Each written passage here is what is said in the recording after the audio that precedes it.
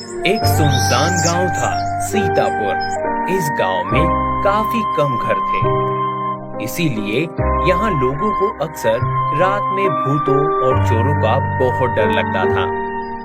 इस गांव में सभी को जल्दी सोने की आदत थी। रात के 8 बजे तक सभी गांव वाले घरों के दरवाजे और खिड़कियां बंद करके सो जाते थे। इसी गांव में कुछ लोगों ने देखा था, रात के 12 बजे कुछ जादुई बच्चे कहीं से आते और पार्क में खेलने लगते। इन बच्चों को सारे गांव में कोई नहीं पहचानता था और ना ही लोगों को ये पता था कि ये बच्चे कहां से आते थे।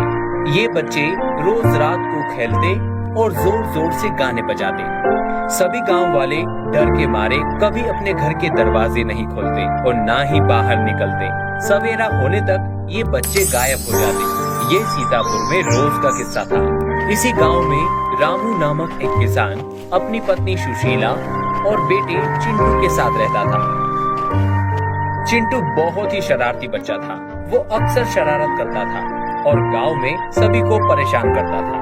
उसने गांव में अपने मित्र बना रखे थे, दीनू और बबलू। तीनों दोस्त मिलके शाम होते ही खेलने निकल जाते। दीनू और बबलू, चलो आज कौन सा खेल खेलना है? चिंटू, क्यों ना हम आज फुटबॉल खेले? देखते हैं कौन जीतता है। हाँ बबलू, मजा आएगा, चलो। यूं कह के तीनों मिलके फुटबॉल खेलने लगते हैं। उसी दिन चिंटू, दीनू और बबलू को खेलते हुए काफी देर हो जाती है। वो बहुत डर जाते हैं और घर की ओर भागते हैं। दीनू, बबलू, भागो घर, आज तो हमारी खैर नहीं, मम्मी पापा हमारी क्लास ले लेंगे।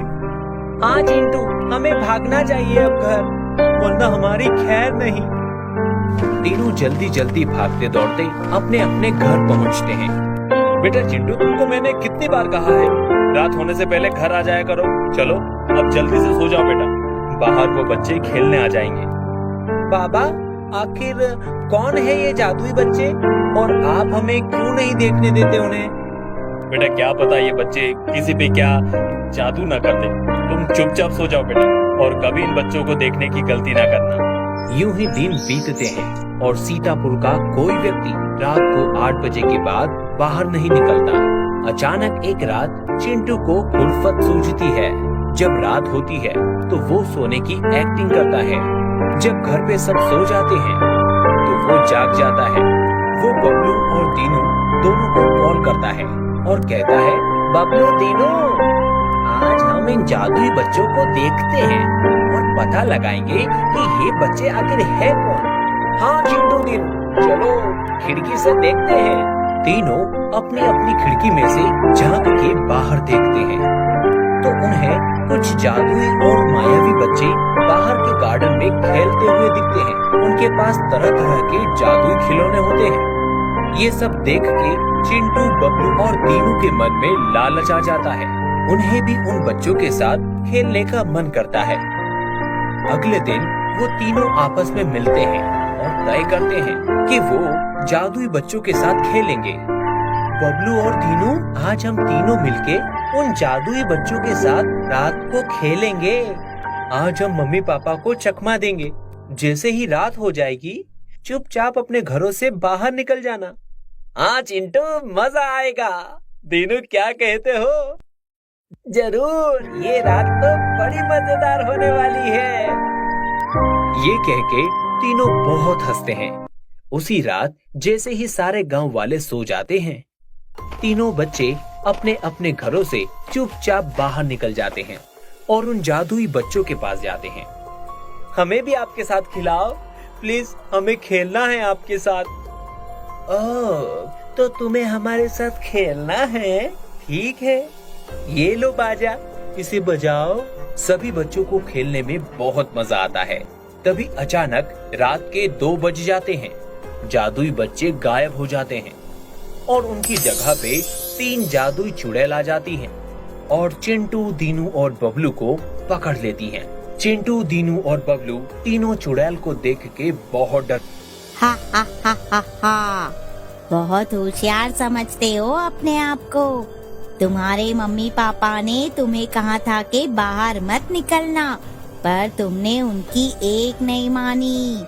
हाँ, माँ बाप की बात न मानने का नतीजा अब तुम तीनों भुगतोगे। दीदी, इन तीनों बच्चों को मैं खाऊंगी, नहीं छोड़ूंगी इन प्यारे प्यारे तीनों शैतानों को। नहीं, कोई बचाओ हमें, हमसे बहुत बड़ी गलती हो गई। हमें रात को बाहर नहीं निकलना चाहिए था। हाँ, हमसे बहुत बड़ी गलती हुई, हमें माफ कर दीजिए प्लीज। माफ कर दो प्लीज, हमें जाने दीजिए।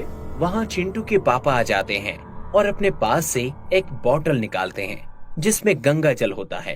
ए चुड़ैल, हमारे बच्चों को छोड़ दे और यहाँ से वापस चली जा। ये कहकर चिंटू के पापा गंगा जल उन तीनों चुड़ैल पे छिड़कते हैं।